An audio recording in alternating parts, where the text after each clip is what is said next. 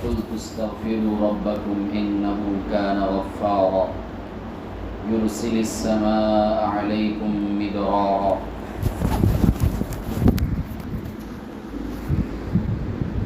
ويمددكم بأموال وبنين ويجعل لكم جنات ويجعل لكم أنهارا وقال الله تبارك وتعالى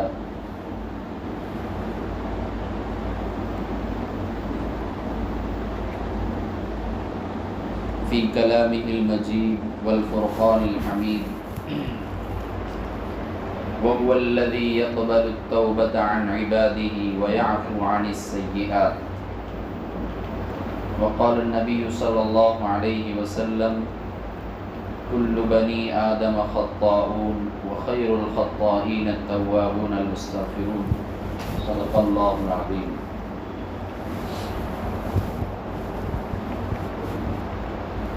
عزیز بزرگوں اور دوستوں، اللہ رب العزت کا نہایت ہی فضل ہے، کرم ہے، احسان ہے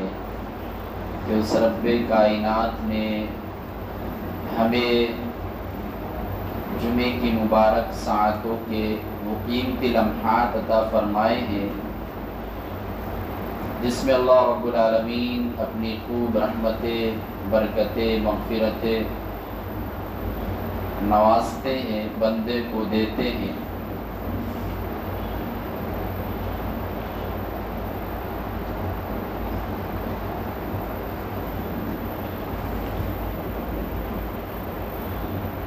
اللہ رب العالمین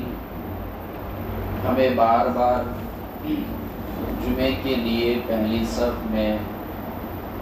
آنے کی توفیق عطا فرمائے، پہلی صف میں بیٹھنے کا، جماعت کے ساتھ نماز پڑھنے کا، تکبیر اولیٰ کے ساتھ نماز پڑھنے کا کیا ثواب ہے، کیا فضیلتیں ہیں، اس کا اندازہ ہمیں تب ہوگا جب ہمیں اس کی فضیلت معلوم ہوگی۔ ہمیں دنیا کے اسکیمیں پتہ چلتی ہے تو ہم اس کو حاصل کرنے کے لیے چاہے دن بھر کیوں نہ لگے اس اسکیم کو لینے کے لیے اپنا وقت لگا دیتے ہیں۔ سرکار کی کوئی اسکیم آتی ہے جس میں انسان کا فائدہ ہوتا ہے تو وہ اس کو حاصل کرنے کے لیے کوششیں کرتا ہے، دھوپ برداشت کرتا ہے، گرمی سردی برداشت کرتا ہے، بھوک برداشت کرتا ہے، اس لیے کہ یہ اسکیم اسے آئندہ کے لیے فائدہ دینے والی ہے۔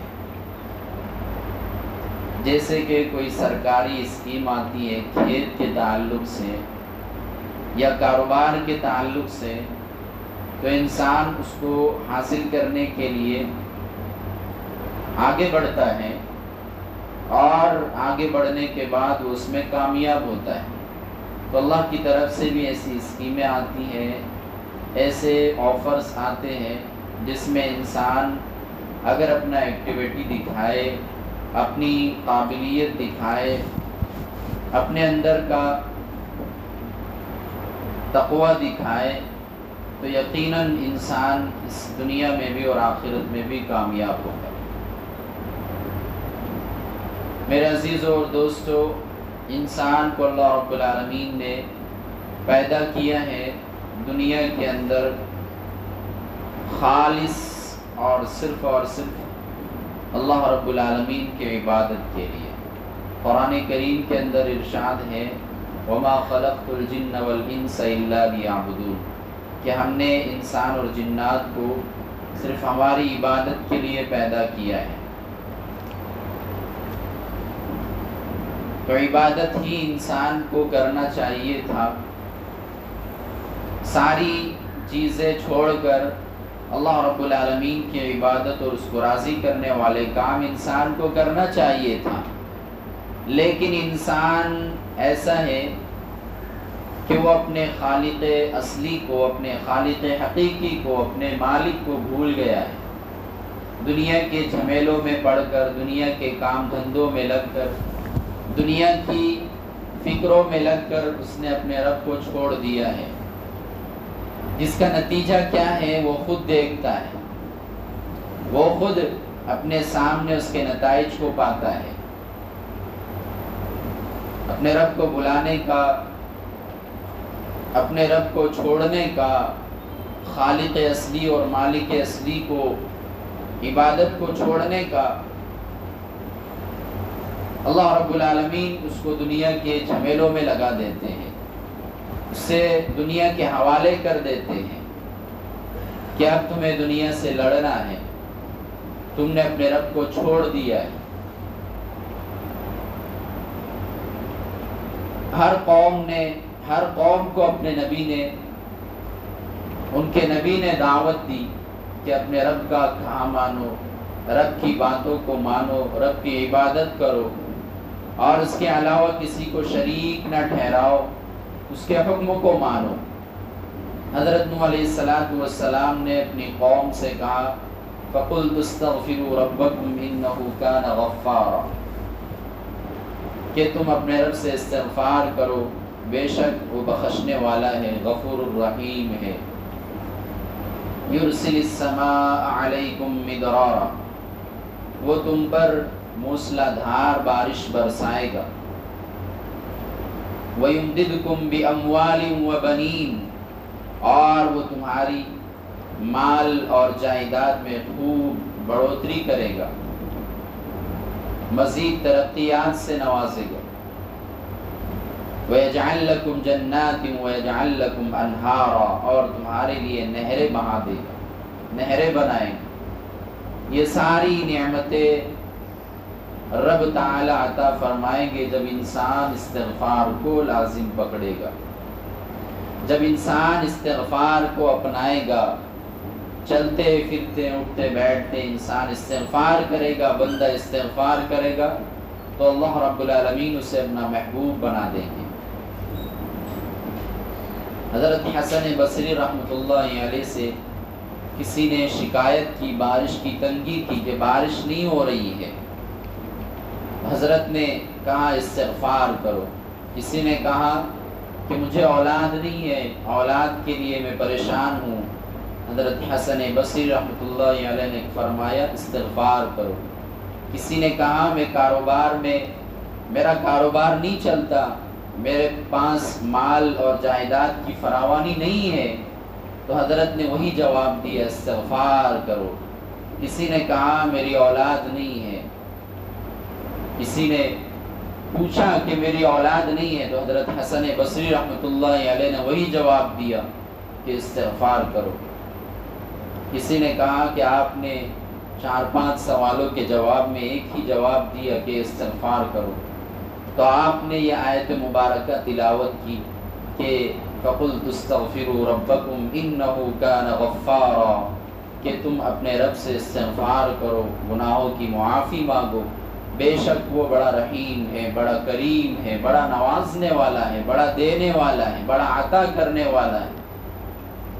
اس کے پاس خزانے کی کمی نہیں ہے، اس کے پاس جائیداد کی کمی نہیں ہے، اس کے پاس اولاد کی دینے کی فیکٹریاں ہیں، اس کے پاس ساری چیزیں ہیں۔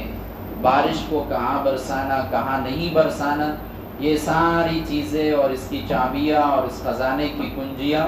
سب اللہ رب العالمین کے ہاتھ میں ہیں۔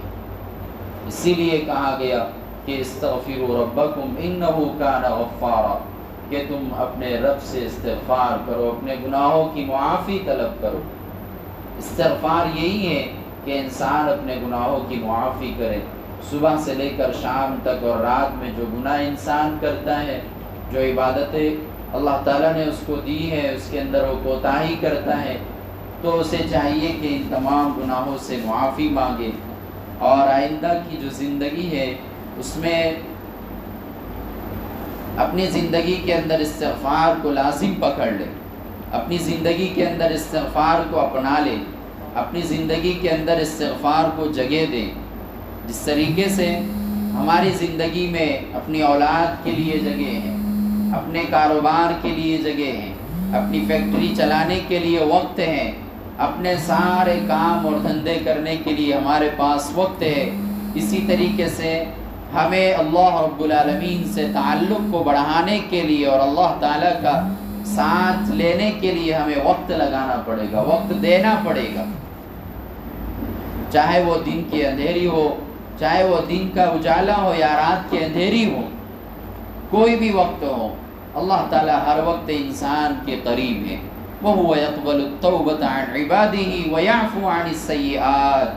کہ اللہ رب العالمین اپنے بندے کی توبہ کو قبول کرتے ہیں۔ قرآن کریم کی آیت مبارکہ صاف طور پر اس کے اندر یہ کہا گیا وَهُوَ الَّذِي يَقْبَلُ التَّوْبَةَ عَنْ عِبَادِهِ وَيَعْفُو عَنِ السَّيِّئَاتِ کہ وہ اللہ ہے جو اپنے بندے کی توبہ کو قبول کرتا ہے اور اس کے گناہوں کو معاف کرتا ہے۔ وَيَعْفُو عَنِ السَّيِّئَاتِ اس کے گناہوں کو، اس کے خطاؤں کو، اس کی لغزشوں کو، اس کے جو ہے تو گنہگاروں کی گناہوں کو معاف کرتا ہے۔ تو ایسا اللہ ہمیں جب ملا ہے اور ایسا رب ہمیں عطا ہوا ہے تو ہم کیوں ایسے رب کو چھوڑ کر کسی دوسروں کے در پر پڑے ہوئے ہیں، کسی دوسرے کے سہارے پر کیوں کھڑے ہوئے ہیں، جب رب خود کہتا ہے کہ تو میری طرف آ، تو میری طرف چل کر آ، میں تیری طرف دوڑ کر آؤں گا، تو میری طرف ایک بالشت آ، میں تیری طرف ہاتھ بھر کر آؤں گا، یہ سب رب کے فرمان ہیں۔ تو میرے عزیزوں اور دوستوں، ہم کیوں ایسے رب کو بھلا بیٹھے ہیں، ہم کیوں ایسے رب سے اپنا تعلق، اپنا رشتہ توڑ کر اپنی زندگی کو بنانے میں لگے ہوئے ہیں؟ کیا ہم نہیں دیکھتے کہ کتنے لوگ ایسے دنیا کے اندر آئے جنہوں نے پوری زندگی اپنی زندگی کو بنانے کے اندر لگا دیا؟ میرے عزیزوں اور دوستوں، جب وہ دنیا سے گئے وہ خالی ہاتھ تھے، دنیا کے اندر خوب کمایا، بزنس بنائے اور اپنی اولاد کو بڑے بڑے عہدوں پر بٹھایا، لیکن اپنے لیے خود جو ہے تو بڑے بڑے بنگلے تیار کر لیے، بینک بیلنس تیار کر لیے، لیکن انہیں کبھی آخرت کی فکر نہیں ہوئی۔ وہ دنیا سے گئے تو خالی ہاتھ تھے، بڑے سے بڑے عہدے رکھنے والے، بڑے سے بڑے جو ہے تو بادشاہ، حکومت کے رکھنے والے، سلطنت کے رکھنے والے دنیا کے اندر آئے، لیکن وہ سب کے سب دنیا سے گئے تو خالی ہاتھ تھے۔ تو ہمیں بھی چاہیے کہ ہم اپنی زندگی کو بنائیں اور آخرت کی زندگی کو سامنے رکھ کر اپنی دنیا کی زندگی کو اپنائیں۔ میرے عزیزوں اور دوستو، جو شخص سچے دل سے استغفار کرتا ہے، سچے دل سے اللہ کا ہو جانے کے لیے کوشش کرتا ہے، تو اللہ تعالیٰ اس کی کوشش کو بھی ناکام نہیں کرتے۔ ایک واقعہ لکھا ہے کتابوں کے اندر، احادیث کی کتابوں میں ہم نے پڑھا ہے اور بارہا آپ سب حضرات نے بھی سنا ہوگا کہ ایک شخص تھا جس نے 99 قتل کر دیے تھے، 99 قتل جنہوں نے کیے تھے۔ اس کو افسوس ہوا تو وہ اس گناہ کی تلافی کے لیے نکلا اور اس نے لوگوں سے سوال کیا کہ کوئی عالم مجھ کو بتا دیجئے جو میرے لیے جو ہے تو راہ ہموار کرے۔ تو لوگوں نے اس کو ایک راہب کی طرف رہنمائی کی کہ جائیے فلاں راہب کی طرف جائیے، وہ آپ کے لیے کچھ راستہ بتائے۔ تو وہ راہب کے پاس گئے، وہ شخص جس نے 99 قتل کیے تھے، 99 آدمیوں کو جو ہے تو قتل کر دیا تھا، قتل سمجھتا ہے، مار ڈالا تھا جس کو۔ تو وہ شخص راہب کے پاس آیا اور اس نے کہا کہ میرے لیے، میں نے 99 قتل کیے ہیں، کیا میرے لیے کوئی راستہ ہے بچنے کا، توبہ کا؟ تو اس راہب نے کہا کہ آپ کے لیے کوئی راستہ نہیں ہے۔ تو اس نے اس راہب کو بھی قتل کر دیا، کل 100 قتل اس آدمی نے کر دیا۔ پھر وہ کسی عالم کی تلاش میں نکلا جو اس کے لیے راہ ہموار کرے۔ تو اسے بتایا گیا کہ فلاں بستی کے اندر فلاں جگہ ایک عالم ہے جو آپ کو بتا سکتے ہیں۔ تو اس عالم دین کی طرف گیا اور اس عالم دین سے اس نے یہ سوال کیا کہ میں نے 100 قتل کیے ہیں، کیا میرے لیے توبہ کا کوئی دروازہ کھلا ہے؟ کیا میرے لیے کوئی آپشنز ہے جسے میں اللہ تعالیٰ کو بنا سکوں، اللہ تعالیٰ سے اپنے گناہوں کی معافی کر سکوں؟ تو اس عالم دین نے کہا کہ یقیناً ضرور آپ کے لیے راستہ ہے۔ اس نے اس کو راستہ بتا دیا عالم دین نے کہ جائیے آپ جو ہے تو فلاں لوگوں کے پاس جائیے جو فلاں بستی کے اندر رہتے ہیں، وہ عبادت کے اندر مصروف ہیں، عبادت کے اندر لگے ہوئے، آپ بھی ان کے ساتھ عبادت کے اندر لگ جائیے۔ چنانچہ یہ بندہ راستے سے جاتا ہے، راستے میں درمیان میں وہ گزر رہا ہے، اچانک جو ہے تو اس کی موت واقع ہو جاتی ہے۔ دیکھیے سچے دل کے ساتھ اس نے راستہ تلاش کیا، صرف زندگی بھر اس نے گناہوں کے اندر لگا نہیں رہا، اس بھروسے پر کہ بوڑھا ہو جائیں گے تو جو ہے تو ہم تسبیح پکڑ لیں گے اور مسجد کے دروازے سے ہٹیں گے نہیں، اس لیے کہ اب سارے کاروبار ہم سے ہٹ چکے ہیں اور ہم نے اولاد کو راستے سے لگا دیا ہے، اب اولاد کی ذمہ داری ہے کہ وہ بوڑھے کو کھلائے پلائے اور اسے سارے کاروبار جو ہے تو انہیں حوالے کر دیا ہے۔ ایسا اس نے نہیں سوچا۔ جیسے کہ آج ہمارے اس ملک کے اندر یہ ذہنیت بن گئی ہے کہ جیسے ہی انسان بوڑھا ہوتا ہے تو مسجد کی چوکھٹ پکڑ لیتا ہے، اور جو اس کی پہلی زندگی ہم کھول کر دیکھتے ہیں میرے عزیزوں اور دوستوں، یہ بالکل پچھتانے کی جیسی ہوتی ہے۔ ہمیں شروع سے اپنی زندگی کو بنانے کی کوشش کرنی چاہیے، لیکن بہرحال یہ راستہ جو اپنایا ہوا ہے یہ بھی کوئی غلط راستہ نہیں ہے، یہ بھی ٹھیک راستہ ہے۔ وہ کہتے ہیں نا کہ صبح کا بھولا ہوا شام کو گھر آ جائے تو اسے بھٹکا ہوا نہیں کہتے ہیں۔ اگر انسان آ جاتا ہے اپنی زندگی کے اندر، لگ جاتا ہے اللہ کے لیے، اللہ کو بنانے کے لیے اپنی زندگی کو لگا دیتا ہے، بچی کچی زندگی کو، تو اللہ تعالیٰ اس پر بھی اسے جو ہے تو ندامت والے اللہ تعالیٰ اس پر بھی اسے ایک پچھلی زندگی یاد نہیں دلاتے۔ بہرحال یہ راستے کے اندر اس کا انتقال ہو گیا۔ اب دونوں فرشتے آئے، ایک اچھا والا فرشتہ بھی آیا، ایک برا والا فرشتہ بھی آیا،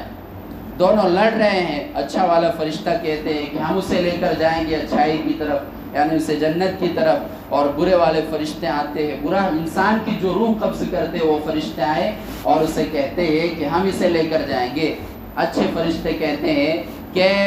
اس نے تو اپنے دل کے اندر جو نیت تھی وہ صاف کر لیا تھا، اور گناہوں سے پاک صاف ہونے کے لیے یہ عبادت کرنے والوں کے ساتھ ملنے کے لیے جا رہا تھا۔ اور برے والے فرشتے جو ہوتے ہیں وہ یہ کہتے ہیں کہ اس نے کبھی کوئی اچھا کام کیا ہی نہیں، اس کے لیے ہم اس کو لے کر جائیں۔ اب ہوتا یہ ہے کہ ایک تیسرا فرشتہ انسان کی شکل میں ان کے اندر آ جاتا ہے اور فریق بن کر آتا ہے، فیصلہ کرنے والا بن کر آتا ہے، اور وہ یہ فیصلہ کرتا ہے کہ دونوں زمین کو ناپا جائے، جس زمین سے چل کر یہ آیا اور جس زمین کی طرف یہ جا رہا تھا، ان دونوں زمینوں کو ناپا جائے۔ قیسو، ناپو اس زمین کو، پیمائش کرو۔ چنانچہ جب ناپا گیا تو یہ زمین کم نکلی جہاں پر یہ عبادت کرنے کے لیے جا رہا تھا۔ فوراً جو ہے تو اس کو نیک فرشتوں نے اس کو اٹھا کر لے کر چلے، نیک فرشتوں نے اس کو جو ہے تو اس کی روح قبض کر لیا اور اٹھا کر لے کر چلے۔ حالانکہ اس نے اپنی زندگی کے اندر 100 قتل مکمل کر دیے تھے، 100 آدمیوں کو مار ڈالا تھا، لیکن اس نے سچے دل سے راستہ تلاش کرنے کے لیے ابھی وہ ملا نہیں تھا، ابھی اس نے سچی پکی توبہ نہیں کی تھی، صرف راستہ اختیار کیا تھا، تو اللہ تعالیٰ کا اتنا بڑا فضل اس کے ساتھ ہوا۔ میرے عزیزوں اور دوستوں، ہمیں بھی چاہیے کہ ہم اپنی زندگی سے گناہوں کو چھڑائیں، اپنی زندگی کے اندر استغفار کو اپنائیں، اپنی زندگی کے اندر نیک کام کرنے کی عادت کو ڈلوائیں۔ کب تک ہماری زندگی یہ چلے گی؟ کب تک ہماری زندگی کے اندر نیک کام سے دور رہنے کی عادت رہے گی؟ کیا زندگی کے اندر بار بار انسان کو جمعہ ملتا ہے؟ یہ جمعہ مل گیا، اب آئندہ کبھی ایسا جمعہ نہیں ملنے والا، اگلا جمعہ ملے گا، اور وہ ملتا ہے یا نہیں ملتا یہ بھی انسان کو پتہ نہیں۔ اس لیے ہمیں جمعہ کی مبارک ساعتوں کو، اس کی گھڑیوں کو جو ہے تو اس کے ساعتوں کو اپنا کر اس کے اندر خوب عبادت کا اہتمام کرنا چاہیے۔ اسی طریقے سے اللہ تعالیٰ ارشاد فرماتے ہیں هو الذی فوالذی لو لم تذنبوا لذهب الله بكم وجاء بقوم يذنبون فيستغفرون الله فيغفر لهم۔ ایسا بھی نہیں ہے کہ انسان کو اللہ تعالیٰ جو ہے تو گناہوں کی طرف دعوت دے رہا ہے۔ قرآن کریم حدیث مبارکہ کے اندر ہے فوالذی لو لم تذنبوا لذهب الله بكم، قسم اللہ کی کہ اگر تم گناہوں کی طرف گناہ نہیں کریں گے، لو لم تذنبوا، لم تذنبوا، اگر تم گناہ نہیں کریں گے تو اللہ تعالیٰ ایسی قوم کو لے کر آئیں گا جو گناہ بھی کریں گے اور اللہ تعالیٰ سے استغفار بھی کریں گے تو اللہ تعالیٰ ان کے گناہوں کو معاف کر دیں. یعنی ایسا نہیں ہونا چاہیے کہ ہم گناہ نہ کریں، بلکہ انسان اگر گناہ کر بھی لے تو اسے چاہیے کہ وہ استغفار کرے، اللہ تعالیٰ سے گناہوں کی معافی کرے، توبہ پر جو ہے تو توبہ والی زندگی اپنائے، صرف گناہ پر گناہ کیے ہوئے اپنی زندگی نہ گزارے، بلکہ کبھی آ کر رات کی اندھیری میں اپنا ہاتھ اٹھائے، کبھی ایسا تو کرے کہ آج میں ساری دنیا کو تھکا ہوا، ساری دنیا سے تھکا ہوا دنیا کے مقابلے کر بیٹھا ہوں، آج کی رات میری عبادت کی رات ہو، ایسا بھی تو کبھی کر لو. تو اللہ تعالیٰ کہتا ہے کہ اگر تم گناہ نہیں کریں گے تو ہم تمہیں خالی کر دیں گے اور تمہاری جگہ ایسی قوم کو لے کر آئیں گے جو گناہ بھی کریں گے اور اللہ تعالیٰ سے استغفار بھی کریں گے تو اللہ تعالیٰ ان کی استغفار کو قبول کرے گا. اسی طریقے سے ایک حدیث میں ہے کل بنی آدم خطاؤون وخیر الخطائین التوابون المستغفرون، کہ ہر انسان، ہر بنی آدم کی اولاد، ہر آدم علیہ السلام کی اولاد، یہ سب گناہ کرنے والے، سب گنہگار ہیں، کوئی بھی گناہ سے دھلا ہوا نہیں ہے، کوئی بھی پاپ سے خالی نہیں ہے، ہر کوئی گناہ کے اندر ڈوبا ہوا ہے. سب سے بہترین گناہ گار وہ ہے، سب سے بہترین گنہگار وہ ہے، سب سے بہترین خطا کار وہ ہے جو گناہ بھی کرتا ہے اور استغفار بھی کرتا ہے. کل بنی آدم خطاؤون وخیر الخطائین، سب سے بہترین گناہ کرنے والا وہ ہے التوابون، جو توبہ کرتا ہے اور استغفار کرتا ہے.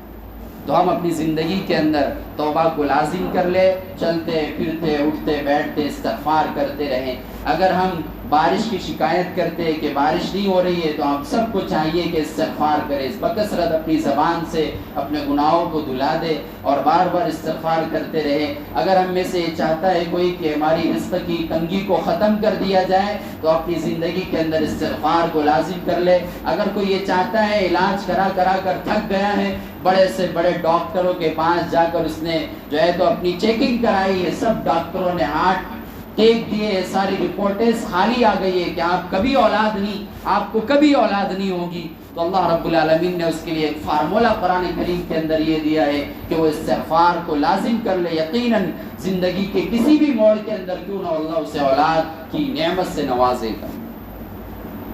اور مال اور جائیداد، یہ ساری دولتیں اللہ تعالیٰ ہمیں استغفار کو لازم پکڑنے کے بعد عطا فرمائے.